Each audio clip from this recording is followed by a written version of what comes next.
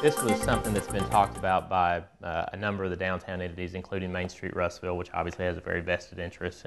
in both maintaining the character of downtown, but also making sure we develop in a way that's productive for the merchants downtown, for the citizens who want to utilize the downtown.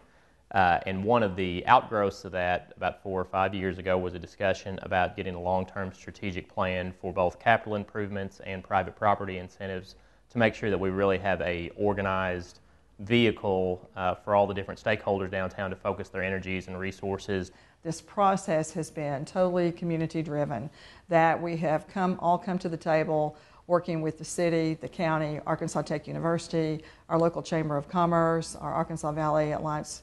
for Economic Development, and have players representative on our Downtown Master Plan Steering Committee from all those entities. Really makes this process a true community driven process.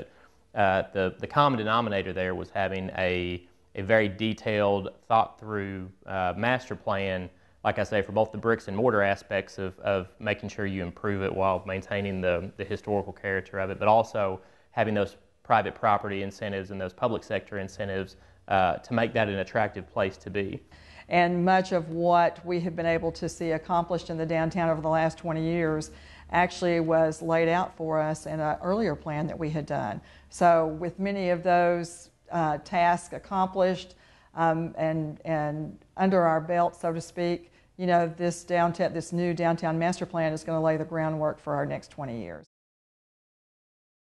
You know, the first thing people talk about and usually question you about or have concerns about, oh, is this just another plan that you're going to be developing, sitting on the shelf? This is something we're actually putting into place now. From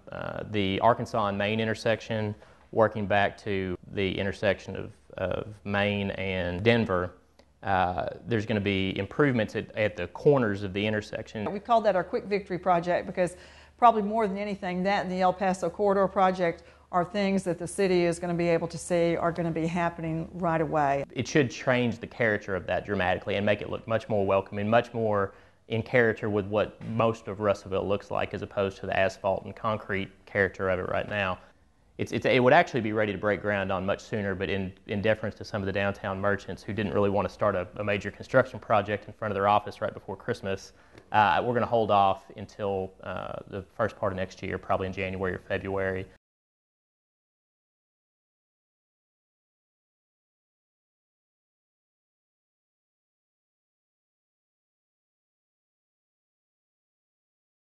But there again, laying the seed for a vision for what your community can be and nurturing that and seeing that come to fruition, that's incredibly rewarding.